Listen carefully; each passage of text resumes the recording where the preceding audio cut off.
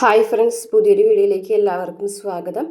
അങ്ങനെ വർഷയുടെ അടുത്തേക്ക് ശ്രീകാന്ത് വരികയാണ്. എന്നിട്ട് ചോദിക്കുകയാണ്, ഇന്നലെ രാത്രി വേദ ഈ വീട്ടിലുണ്ടായിരുന്നോ, അവൾ എവിടെയെങ്കിലും പോയിരുന്നതായിട്ട് അറിയുമോ എന്നൊക്കെ ചോദിക്കുകയാണ്. അന്നേരം വർഷ പറയുന്നുണ്ട്, എനിക്കെങ്ങനെ അറിയാൻ, ഞാൻ നിങ്ങളുടെ കൂടെ അല്ലേ കിടന്നുറങ്ങിയത്, അവൾ രാത്രി പുറത്ത് പോകുന്നുണ്ടെന്ന് ഞാൻ എങ്ങനെ അറിയാനാണ് എന്ന് ചോദിക്കും. അവളുടെ സ്വഭാവത്തിൽ ഇന്നലെ വല്ല എന്തെങ്കിലും മാറ്റങ്ങളും ഉണ്ടായിരുന്നോ എന്നൊക്കെ ചോദിക്കുകയാണ്. സ്വാഭാവികമായിട്ടുള്ള എന്തെങ്കിലും പെരുമാറ്റ രീതികൾ ഉണ്ടായെന്ന് ചോദിക്കുമ്പോൾ അതിന് അവൾ എന്നോട് സംസാരിക്കാറൊന്നുമില്ലല്ലോ, പിന്നെ ഞാനെങ്ങനെ ഇതൊക്കെ അറിയാമെന്ന് ചോദിക്കുകയാണ്. എന്താ അങ്ങനെ ചോദിക്കാൻ കാരണം എന്ന് ചോദിക്കുകയാണ്. അന്നേരം ശ്രീകാന്ത് പറയുന്നുണ്ട്, അങ്ങനെ പ്രത്യേകിച്ച് കാര്യമൊന്നുമില്ല, ഞാൻ വെറുതെ ചോദിച്ചെന്നുള്ളൂ എന്ന് പറയാം കേട്ടോ. നിങ്ങൾ ചായ വേണോ എന്ന് ചോദിക്കുകയാണ്. വേണ്ട, എനിക്ക് ചായ ഒന്നും വേണ്ട എന്ന് പറഞ്ഞതിന് ശേഷം നേരെ ദീപ്തിൻ്റെ അടുത്തേക്ക് പോവുകയാണ്. ദീപ്തിയുടെ അടുത്ത് ചെന്നിട്ട് പറയാണ്, ഇന്ന് രാവിലെ നിനക്കൊരു സന്തോഷ വാർത്ത തരാൻ കഴിയുമെന്ന് വിചാരിച്ചതാണെന്ന് പറയും കേട്ടോ. അന്നേരം ദീപ്തി ചോദിക്കുന്നുണ്ട്, എന്താ? അല്ല, ഇന്നലെ രാത്രി വാസവൻ അവനെ നോട്ടിട്ടതാണ്, പക്ഷേ അവൻ രക്ഷപ്പെട്ട് കളഞ്ഞു. പക്ഷേ വേദയാണോ അവനെ രക്ഷപ്പെടുത്തിയെന്ന് ഒരു സംശയമുണ്ട്. ഇന്നലെ വേദ ഇവിടെ ഉണ്ടായിരുന്നു രാത്രി? ഉണ്ടായിരുന്നു. വേദ എവിടെയെങ്കിലും പോയതായിട്ട് അറിയുമോ എന്നൊക്കെ ചോദിക്കുകയാണ് കേട്ടോ. അപ്പോൾ പറയുന്നുണ്ട്, ഇല്ല, പിന്നെ ഇന്നലെ രാത്രി ഇവിടെ ആരോ നടക്കുന്നത് പോലെ തോന്നി, എന്നിട്ട് ഞാൻ പുറത്ത് ചെന്ന് നോക്കിയപ്പോൾ ആരെയും കണ്ടില്ല എന്ന് പറയും കേട്ടോ. ആണോ? അപ്പോൾ അറിയില്ല എന്ന് പറഞ്ഞിട്ട് ശ്രീകാന്ത് അത് നിർത്താണ്. അതിന് ശേഷം പറയുന്നുണ്ട്, അതെ, ഇത് വിക്രം പ്ലാൻ ചെയ്തിട്ടുണ്ടാക്കിയ കൊലപാതകമാണ്. കാര്യപരമായിട്ടുള്ള വിവാഹത്തിന് ഞാൻ എതിർപ്പായിരുന്നു എന്നുള്ള കാര്യം ശരി തന്നെയാണ്, പക്ഷെ ഞാനത് തുറന്നു പറഞ്ഞിട്ടുണ്ടായിരുന്നു. വേദ അങ്ങനെയല്ല, കൂടെ നിന്ന് ചതിച്ചതാണ് വേദയും വിക്രം എന്നൊക്കെ പറഞ്ഞിട്ട് ദീപ്തിനെ എരികായിട്ടാണ്. അപ്പോൾ ദീപ്തിക്കാണെന്നൊന്നും കേട്ട് നിൽക്കാൻ പറ്റുന്നില്ല കേട്ടോ, സങ്കടം വന്നിട്ട്. അപ്പോൾ വിക്രമിനെ കുറിച്ച് തന്നെ ശ്രീകാന്ത് കുറ്റം പറഞ്ഞുകൊണ്ടിരിക്കുകയാണ്. വേദയും വിക്രമും കൂടിയിട്ട് ഒരുമിച്ച് ചേർന്നിട്ടാണ് ഈ കൊലപാതകം നടത്തിയിട്ടുള്ളത്. എന്തായാലും നിൻ്റെ ജീവിതം നശിപ്പിക്കാൻ വേണ്ടിയിട്ടും കൂടിയിട്ടാണ് അവൻ ചെയ്തിട്ടുള്ളത്. ആശുപത്രിയിൽ വെച്ചിട്ടും അവൻ ഇത് മുമ്പ് ചെയ്തിട്ടുള്ളതല്ലേ, അപ്പോൾ ഉറപ്പായിട്ടും ഇത് ചെയ്തതും അവൻ തന്നെയായിരിക്കും എന്നൊക്കെ പറഞ്ഞിട്ട് ദീപ്തിൻ്റെ മനസ്സിൽ വേദനയോടും വിക്രമിനോടുമുള്ള ദേഷ്യം ഇരട്ടിപ്പിക്കുകയാണ് ചെയ്യുന്നത് ശ്രീകാന്ത്. അപ്പോൾ ദീപ്തിയാണെന്നുണ്ടെങ്കിൽ പറയും, മതി പറഞ്ഞത്, എനിക്കിതൊന്നും കേട്ട് നിൽക്കാൻ വയ്യ എന്ന് പറഞ്ഞിട്ട് ദീപ്തി അങ്ങ് കരയാണ്. അതിനുശേഷം നേരെ ചന്ദ്രശേഖരൻ്റെ അടുത്തേക്ക് ചെല്ലാണ്. എന്നിട്ട് നീ എന്താ അത്യാവശ്യമായിട്ട് തന്നെ കാണണമെന്ന് പറഞ്ഞെന്ന് പറയട്ടാ. അപ്പോൾ അത് ഇന്നലെ രാത്രിയോടുകൂടി അവൻ്റെ പരിപാടി തീർക്കാമെന്ന് വിചാരിച്ചതാ, പക്ഷേ പ്ലാനിങ് ഒക്കെ ചെറുതായിട്ട് പാളിപ്പോയി എന്ന് പറയും. അപ്പോൾ ചന്ദ്രശേഖരൻ പറയും, നീയാണ് പ്ലാൻ ചെയ്തതെന്ന് അറിഞ്ഞപ്പോൾ തന്നെ എനിക്ക് മനസ്സിലായിട്ടുണ്ടായിരുന്നു അത് തെറ്റിപ്പോകുന്നുള്ള കാര്യം എന്ന് പറയാം. അപ്പോൾ അല്ല, വാസവൻ്റെ നീക്കമൊക്കെ കറക്റ്റായിരുന്നു, പക്ഷേ എവിടെ ഒരു പ്രശ്നം പറ്റിയെന്ന് പറയട്ടെ, എന്താടാ സംഭവിച്ചതെന്ന് ചോദിക്കട്ടോ. അപ്പോൾ അതെ, വാസുവിന് ഇന്നലെ വിക്രമിൻ്റെ ഒളിത്താവളത്തിലേക്ക് പോയിട്ടുണ്ടായിരുന്നു. വെടിവെച്ചതാണ്, കാട്ടിൽ വെച്ചിട്ട് വെടിവെച്ചിട്ട് അവന് വെടി കൊണ്ടതാണ്. പക്ഷെ ആ സമയത്ത് അവനവിടെ താഴെ വീണപ്പോൾ പിന്നെ വാസുവിന് അവനെ കാണാൻ പറ്റിയില്ല. കുറേ ദൂരം ബ്ലഡ് കണ്ടു ഞങ്ങൾ രാവിലെ ചെന്ന് നോക്കിയപ്പോൾ. പക്ഷേ ബ്ലഡ് വന്നിട്ട് റോഡ് വരെ നിന്നിട്ടുണ്ട്. മാത്രമല്ല റോട്ടിലൊരു വണ്ടി വന്ന് നിന്ന അടയാളമുണ്ട്. അപ്പോൾ വിക്രമിനെ ആരോ രക്ഷിച്ചിട്ടുണ്ട് എന്ന് പറയട്ടോ. അപ്പോൾ ആരാ വിക്രമിനെ രക്ഷിച്ചത്? വേദയാണോ എന്ന് എനിക്കൊരു സംശയമുണ്ട്. വേദയോ?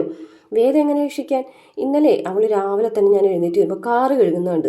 കാറ് നമ്മൾ സാധാരണ പുറത്തല്ലേ കഴുകുന്നത്, ഇവള് കാറിൻ്റെ ഉള്ളു വരെയും കഴുകിയെന്ന് പറയട്ടോ. അപ്പോൾ നീ ചോദിച്ചില്ലേ, ഞാൻ ചോദിച്ചപ്പോൾ അതിനെ അവൾ തട്ടി കയറിയിട്ടല്ലേ സംസാരിക്കാൻ വരുന്നത്. മാത്രമല്ല ഞാൻ എന്ത് ചോദിച്ചിട്ടുണ്ടെങ്കിലും ഇന്നലെ അവൾ പുച്ഛത്തോടെ അഹങ്കാരത്തോടും കൂടി തന്നെയാണ് സംസാരിച്ചത്. അതുകൊണ്ട് അവളാണോ ഇത് പിന്നിലെന്ന് എനിക്കൊരു സംശയമുണ്ടെന്ന് പറയും.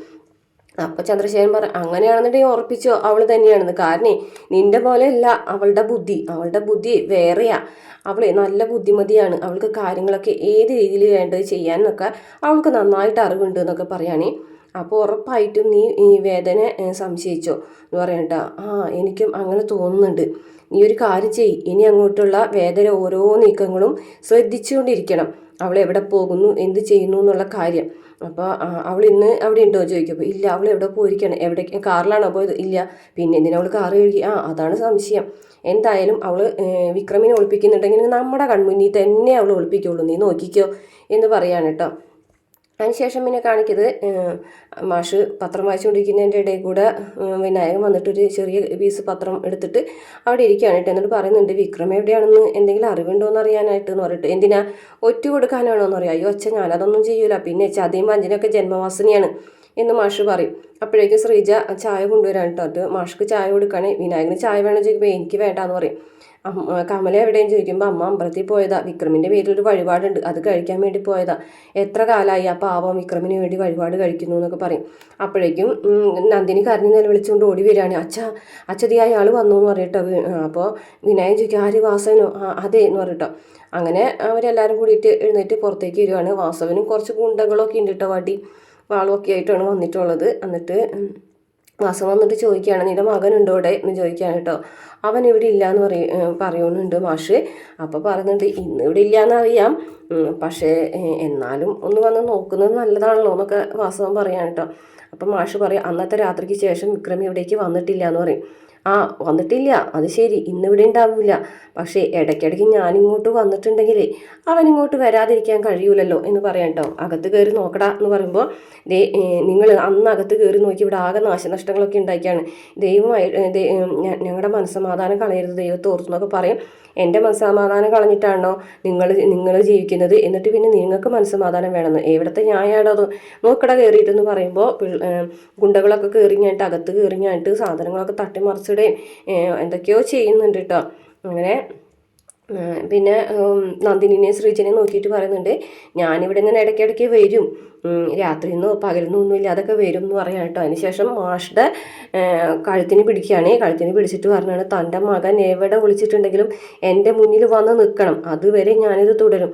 അപ്പോഴേക്ക് ശ്രീജ വന്നിട്ട് വാസവൻ്റെ കൈ പിടിച്ച് മാറ്റാണ്. അച്ഛന് വിടാനല്ലേ പറഞ്ഞതെന്നൊക്കെ പറയും കേട്ടോ. അച്ഛന് വിടാനോ?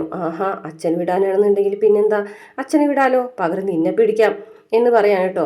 അപ്പോൾ ശ്രീജയുടെ കൈ കയറി പിടിക്കുകയാണ്. അപ്പോഴേക്കും മാഷ് കൈ പിടിച്ചിട്ട് ഇടാ തൊട്ടിത്തരം പറയുന്നു എന്ന് ചോദിച്ചിങ്ങോട്ട് കൈ പിടിച്ച് വലിക്കുമ്പോഴേക്കും മാഷ മുഖത്തടിച്ചിങ്ങോട്ട് മാഷ് ഇങ്ങനെ തെറിച്ച് വീഴാണേ.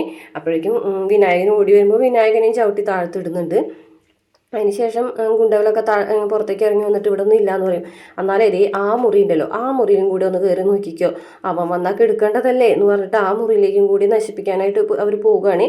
ഈ സമയത്ത് കമലാമ്മ അവിടേക്ക് വരികയാണ്. കമലാമ്മയ്ക്ക് ഇവരെ കാണുമ്പോൾ തന്നെ കാര്യങ്ങളൊക്കെ മനസ്സിലാവാണ്. പുറത്ത് പോയിരിക്കുകയായിരുന്നോ, അമ്പലത്തിൽ പോയിരിക്കുകയായിരുന്നോ എന്നൊക്കെ ചോദിക്കുകയാണ് കേട്ടോ. അപ്പോൾ ഒന്നും മിണ്ടുന്നില്ല.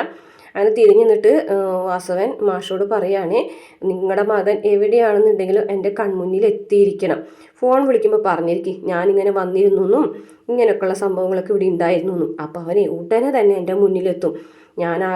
ഞാൻ പറയുന്നത് പോലെ തന്നെ അവനെൻ്റെ മുന്നിൽ എത്തിയിട്ടില്ലെങ്കിലേ ഇനിയും ഞാൻ വരും, രാത്രിയെന്നോ പകലെന്നോ ഒന്നുമില്ല, എല്ലാവർക്കും ബുദ്ധിമുട്ടാവും എന്നിങ്ങനെ സ്ത്രീകളൊക്കെ നോക്കിയിട്ട് പറയാൻ കേട്ടോ. കമലാമ്മയുടെ അടുത്തേക്ക് ചെല്ലുമ്പോൾ അവൾ ഉപദ്രവിക്കരുതെന്ന് പറയുമ്പോൾ ഗതി കെട്ടാൻ മാത്രമേ ഞാൻ സ്ത്രീകൾ ഉപദ്രവിക്കാറുള്ളൂടാ, പക്ഷേ ഗതി കെട്ടാൻ ഞാനത് ചെയ്യുമെന്ന് പറയാം കേട്ടോ. മോന് വേണ്ടിയിട്ട് വഴിപാട് കഴിപ്പിക്കാൻ പോയിരിക്കായിരുന്നോ എന്ന് വാസവൻ ചോദിക്കുകയാണ്. അതിന് ശേഷം ആ പ്രസാദത്തിൻ്റെ ഇലൊക്കെ വാങ്ങിച്ചിട്ട് അതിൽ നിന്നുള്ളതൊക്കെ ഊതിക്കളിയാണ് കേട്ടോ. അപ്പോൾ കമലാമ്മ ആകെ വിഷമിച്ചിരിക്കുകയാണ്. അതിന് ശേഷം വാസവനോടൊന്ന് പോകും. അങ്ങനെ കമലാമ്മ മാഷിൻ്റെ അടുത്തേക്ക് വന്നിട്ട് മാഷോട് ഇങ്ങനെ കണ്ണൊക്കെ നിറഞ്ഞൊഴുകിയിട്ട് മാഷേന്ന് വിളിക്കുന്നുണ്ട് കേട്ടോ. അങ്ങനെ വിളിച്ച് നിൽക്കുമ്പോഴേക്കും പെട്ടെന്ന് തന്നെ കമലാമ്മയ്ക്ക് തല കറങ്ങുന്നൊക്കെ പോലെ തോന്നി നേരെ തല കറങ്ങി വീഴാണ്. അപ്പോഴേക്കും ഇവരൊക്കെ വിളിക്കുന്നുണ്ട്, പക്ഷെ കമലാമ്മ ബോധം കെട്ട് വീഴാണ്. ഇത്രയാണ് ഇന്നത്തെ എപ്പിസോഡിലുള്ളത്. നാളെ നെക്സ്റ്റ് വീക്കെൻഡ് പ്രമോ കാണിച്ചിട്ടുള്ളത് അടിപൊളി പ്രമോ ആണ് കേട്ടോ. അപ്പോൾ വിക്രമും വേദയും കൂടിയിട്ട് അങ്ങോട്ടും ഇങ്ങോട്ടും ഫോണിലൂടെ സംസാരിക്കുന്നതും പ്രണയിക്കുന്നതും ഒക്കെ ആയിട്ടുള്ള കുറച്ച് ഭാഗങ്ങളാണ്. ഇനി കുറച്ച് ദിവസങ്ങളിൽ അവരുടെ പ്രണയവും പിന്നെ കുറച്ച് കാര്യങ്ങളൊക്കെയാണ് കേട്ടോ. വിക്രം ഈ സംഭവങ്ങളൊക്കെ അറിഞ്ഞിട്ട് പ്രതികാരം ചെയ്യാനായിട്ട് ഇറങ്ങിത്തിരിക്കുകയാണ്.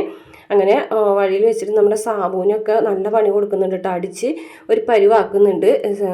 അതുപോലെ എല്ലാത്തിനും വിക്രം ഇറങ്ങിത്തിരിക്കുകയാണ്. അതുപോലെ വിക്രം വേദര വീട്ടിലേക്ക് വരുന്നതും അവർ തമ്മിലൊരു റൂമിൽ കഴിയുന്നതും അതുപോലെ തന്നെ പോലീസൊക്കെ അന്വേഷിച്ച് വരുന്നൊക്കെ ആയിട്ടുള്ള ഭാഗങ്ങളാണ് നെക്സ്റ്റ് വീക്കിൽ കാണിച്ചിട്ടുള്ളത്.